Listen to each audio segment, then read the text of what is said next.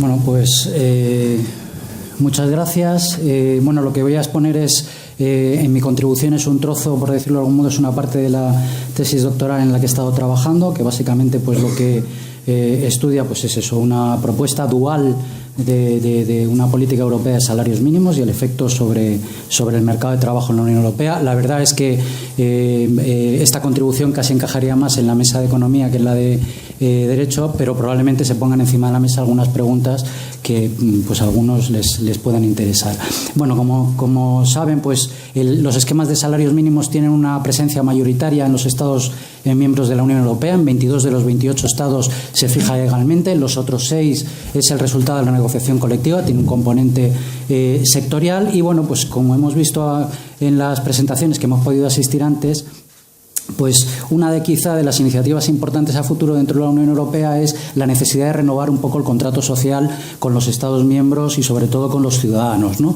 En este caso, en el caso de la política de salarios mínimos, pues nos encontramos con limitaciones muy importantes en los tratados, porque el artículo 153 claramente excluye cualquier tipo de intervención en lo que es el mundo de las retribuciones, ¿no?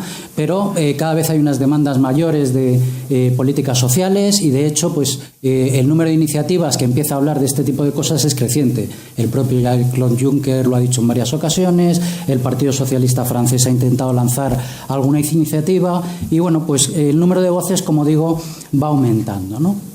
Entonces, básicamente, si realmente quisiésemos trabajar en el mundo de tener una política de salarios mínimos, realmente, al menos desde mi punto de vista, lo que requeriría explícitamente es una revisión de los tratados. Es decir, alternativas como esa cooperación reforzada, considero que, bueno, pues lo veo tremendamente complicado, sobre todo teniendo en cuenta que he tenido la posibilidad de analizar los resultados de los mecanismos abiertos de coordinación, que son derecho indicativo y que han sido realmente poco eficaces, al menos en esta materia.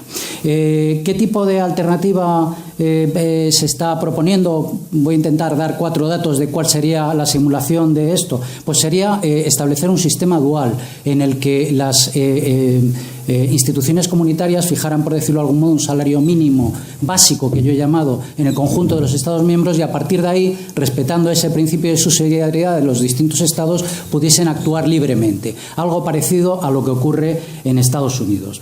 Evidentemente, ¿cuál tendría que ser el objetivo de ese salario mínimo básico establecido por las instituciones comunitarias? Tendría que ser un objetivo compartido por todos en general, ¿no? Y pues los objetivos de la lucha contra la pobreza, la desigualdad, etcétera, son compartidos por prácticamente todos los Estados miembros y además se reflejan en la Carta Social de Derechos Europea, en los tratados, etcétera. Con lo cual, respetando esos principios de subsidiariedad, consistiría en establecer algún sistema dual.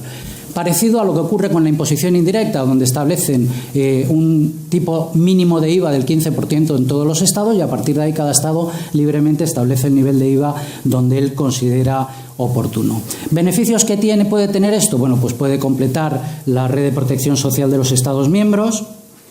Además, establecería unas normas razonablemente homogéneas entre los diferentes estados para la determinación de todo de ese salario mínimo, ayudaría a reducir el dumping social y además también ayudaría a algunos países como los del este de Europa, que además son los que están más activamente revisando al alza los salarios mínimos, a irse incorporando pues a ese proceso que hablábamos antes de cohesión social que es necesario.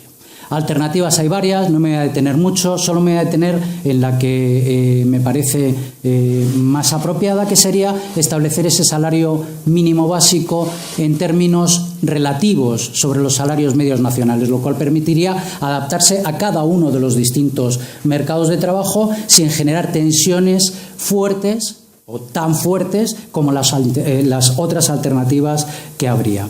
Evidentemente, ese porcentaje habría que decidir dónde se está.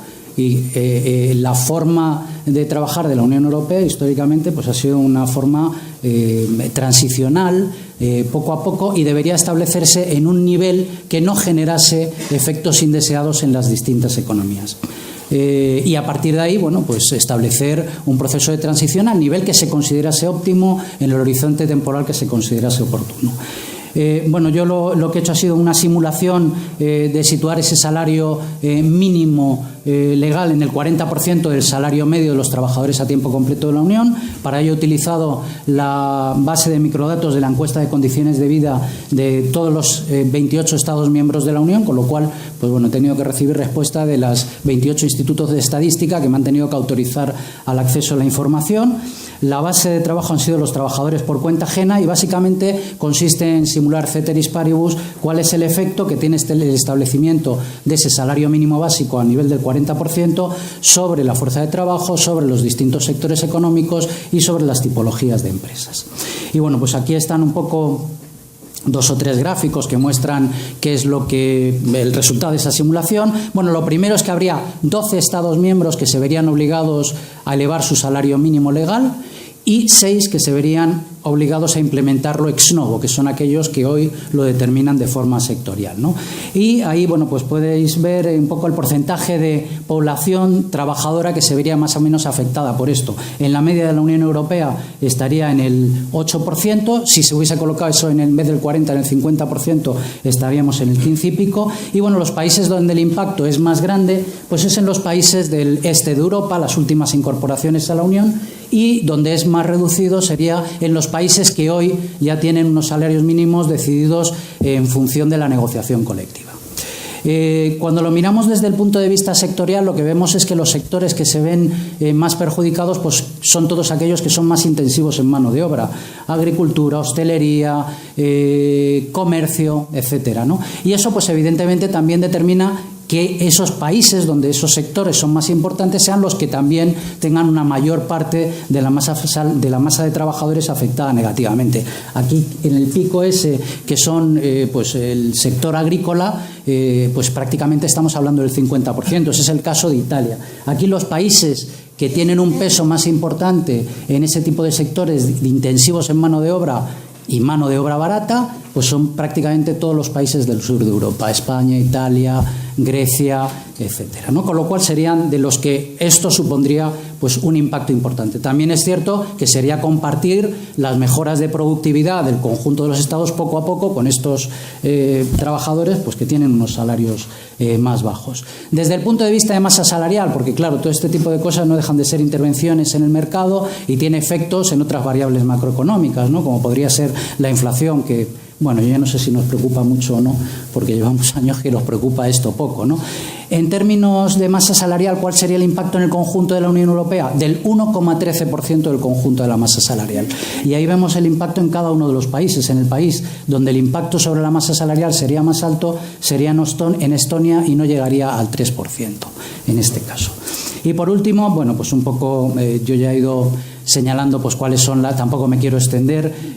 También, evidentemente, si atendiendo a las tipologías de empresas en las que esto tendría efecto, pues digamos que el impacto sería muy diferente en unas y otras. Es decir, las empresas pequeñas, ese 7,9% del conjunto de trabajadores que se vería afectado, si solo cogiésemos las empresas de menos de 10 trabajadores, estaríamos hablando de un 15% de la fuerza de trabajo.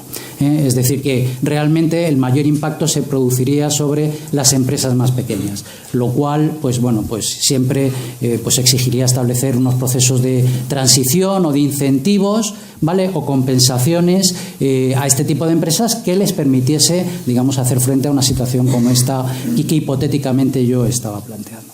Por mi parte, nada más. Muchísimas gracias por la atención.